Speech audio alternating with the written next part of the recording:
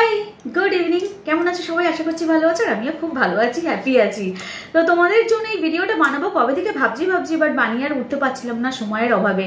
ছেলের এক্সাম চলছে, আজ থেকে এক্সাম শুরু হয়েছে, আজ মানডে। তো তার প্রিপারেশন তো একটু আগে থেকে নিতেই হয়, আর ওর হাতটা যেহেতু ভাঙা, একটু প্রবলেমের মধ্যে আছি। তো এই সব মিলিয়ে মিশিয়ে আর করা হয়ে ওঠেনি। তো আজকে তোমাদের সব প্রশ্নের উত্তর দেবো। তোমরা আমাকে অনেক দিন ধরে অনেকবার জিজ্ঞাসা করেছো আমার কমেডি ভিডিও নিয়ে। তোমরা বারবার বলছো যে আমি কমেডি ভিডিওগুলো কিভাবে তৈরি করি, কিভাবে ক্রিয়েট করি, কোথা থেকে পাই। তো এই সব কিছুই তোমরা জানতে চেয়েছো। আজকের এই ভিডিওতে ডিটেলসে সবকিছু ক্লিয়ার করে তোমাদের সঙ্গে শেয়ার করে দেবো। তো প্রথমেই বলে দিই, আমি কিন্তু কমেডি ভিডিও দেখতে ভীষণ ভালোবাসি, আর আমি কিন্তু নিজেও ক্রিয়েট করতে ভীষণ ভালোবাসি। তোমরা তো জানতে পেরেই গেছো। আর আমি প্রথম থেকেই আমার ইউটিউবে তোমরা যাবে দেখবে বেশিরভাগটাই কিন্তু কমেডি ভিডিও। ডান্সের ভিডিও করি, বাট আমার অতটাও ভালো লাগে না। ডান্সের ভিডিও, গানের ভিডিও আমি অতটাও দেখি না। বেশিরভাগ দেখি আমি কিন্তু কমেডি ভিডিও, মানে 100-এর মধ্যে 80% আমি কমেডি ভিডিও দেখি, আর 20% নাচ গানের ভিডিও দেখি। যখন যেটা ট্রেন্ডিংয়ে যায় তখন সেটা আমি করে ফেলি, বাট আমার পছন্দ কিন্তু কমেডি ভিডিও বেশি। এবার তোমরা আমাকে অনেকেই জিজ্ঞাসা করেছো তুমি কমেডি ভিডিওগুলো কোথা থেকে পাও। সত্যি কথা বলতে কি, আমি কোনো জায়গা থেকে পাই না, বা পার্টিকুলার কোনো জায়গা নেই যে আমি এই জায়গা থেকে নিচ্ছি ওই জায়গা থেকে নিচ্ছি।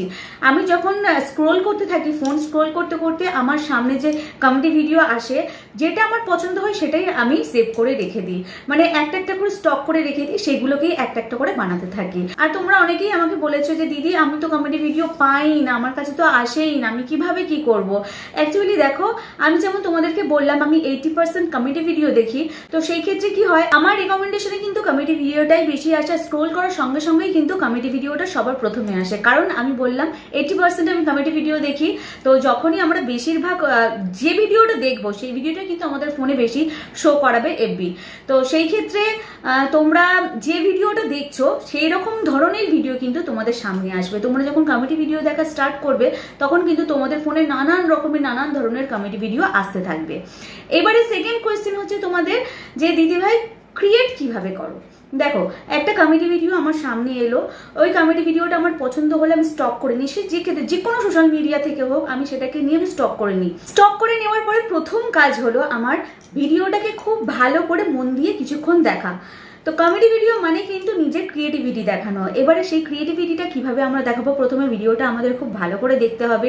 দেখে নেবার পরে আমাদের মাথার মধ্যে নিয়ে আসতে হবে আমি কিভাবে রিয়াকশন দেবো, এই ভিডিওটার মধ্যে আমার কিরকম ধরনের রিয়াকশন যেতে পারে। যে যেমন পারবে সে সেরকমভাবে রিয়াকশন দেওয়ার চেষ্টা করবে। তো ভিডিওটা দেখে নেবার পরে আমার যখন মনে হবে যে আমি এই জায়গাটায় আমি রিয়াকশন দেবো, তো তারপরে কি করি, আমি ভিডিওটা করে ফেলি, নিজের রিয়াকশন ভিডিওটা করে ফেলি। করে ফেলার পরে আমি ইনশটে এডিট করি, ইনশটে যাই, ইনশটে গিয়ে ওই ভিডিওটা ফেলি। প্রথমে যে ভিডিওটা আমি স্টক করেছি সেই ভিডিওটা ফেলি। ভিডিওটা ফেলার পরে ওখান থেকে আমি অডিওটা আলাদা করে নিই, সম্পূর্ণ অডিওটা আলাদা করে নিয়ে আমার ভিডিওটা ফেলি। ফেলার পরে ওখান থেকে কেটে এদিক থেকে এদিকে জুড়ি, ওদিক থেকে এদিকে জুড়ি, মানে পুরোটাই কিন্তু এডিটিং এর উপরে নির্ভর করে কমেডি ভিডিওটা। এইভাবে আমি ক্রিয়েট করি। আর যখন ডুয়েট হয়, ডুয়েটের ক্ষেত্রে যখন পাশাপাশি, দেখো তোমাদের একটা খুব ইম্পর্টেন্ট কথা বলে দিচ্ছি, এটা মাথায় রাখার চেষ্টা করবে। তো আমাদের সোশ্যাল মিডিয়ায় যখন কাজ করি ভিডিও বা ফটোর ক্ষেত্রে রেশিওটা কিন্তু খুব ইম্পর্টেন্ট। রেশিওটা কিন্তু সবসময় মাথার মধ্যে রেখে দেবে। আমরা যখন ভিডিও করি, মানে ব্লগিং করি, তখন কিন্তু আমরা 16:9 করি। যখন আমরা লম্বায় রিলস করি তখন আমরা 9:16 করি। আর যখন আমরা ইনস্টাতে ফটো পোস্ট করি তখন আমরা 3:4 ফটো পোস্ট করি। আর আমরা যখন ডুয়েট করব তখন কিন্তু আমাদের সব সময় 1:1 রাখতে হবে, তবে কিন্তু ডুয়েটটা একদম পারফেক্ট হবে। তো এই কথাটা মাথার মধ্যে প্রথমেই রেখে দিও তোমরা। তো তোমরা এটা কোথায় পাবে, ইনশটে যাবে, ক্যানভাসে যাবে, ক্যানভাসে গিয়ে ওখানে রেশিওটা আগে সিলেক্ট করে নেবে তুমি কি ধরনের কিভাবে ভিডিও করতে চাইছো তার উপরে। তো আশা করছি তোমরা বুঝতে পেরেছো। আর কিছু কোয়েশ্চেন থাকলে তোমরা আমাকে অবশ্যই জানাতে পারো। আর হ্যাঁ, অবশ্যই যে মিউজিকগুলো দেবে সেগুলো যেন কপিরাইট ফ্রি হয়। ফানি মিউজিক, ইউটিউবে গিয়ে ফানি মিউজিক সার্চ করবে, আর অবশ্যই কপিরাইট ফ্রি বলে সার্চ করবে। সার্চ করার পরে তোমরা ওগুলোকে ডাউনলোড করে নিয়ে তোমরা কমেডি ভিডিও নিজের কমেডি ভিডিওতে তোমরা অ্যাপ্লাই করতে পারো। আর অবশ্যই কপিরাইট ফ্রি যেন হয়। আশা করছি আজকের ভিডিওটা তোমাদের ভালো লাগলে ছোট করে লাইক করো, কমেন্ট করো, শেয়ার করো। আর কোয়েশ্চেন থাকলে অবশ্যই আমাকে কমেন্ট করে জানতে পারো বা ইনবক্সও করতে পারো। টাটা। আচ্ছা, যাওয়ার আগে আরেকটা কথা তোমাদেরকে বলে দিই, এটাও একটু মাথার মধ্যে রেখো। তোমরা অনেকেই যে ভুলটা করে থাকো, রিচ ডাউন হয়ে গেলে ভিডিও দেওয়া বন্ধ করে দাও, তোমাদের মনটা অনেক খারাপ হয়ে যায়, যার জন্য ভিডিও আর দিতে ভালো লাগে না। তোমাদের এই কাজটা একদম করো না। ভিডিও কেউ দেখো না দেখো, রিচ আপ থাক ডাউন থাক, তোমরা যেরকম নিয়মভাবে ভিডিও দিতে সেরকম নিয়মভাবে ভিডিও দিতে থাকো। কখন ভাইরাল হয়ে যাবে কিন্তু বলা যায় না।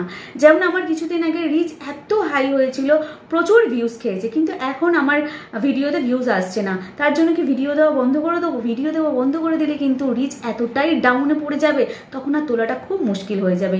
রিচ যেমন ডাউনে গেছে সেরকম আপেও আসবে ভিডিও দিতে দিতে। আপ ডাউন এগুলো তো লেগেই থাকে। যারা প্রপারভাবে কাজ করতে চাইছেন এই ভুলটা একদম করবেন না। আশা করছি আমার কথাটা সবাই বুঝতে পেরেছো। তো আজকের মতো এখানেই রাখছি, আবার ফিরে আসছি নতুন কোনো কন্টেন্ট ভিডিও নিয়ে। ততক্ষণের জন্য bye and take care. Love you guys, tata.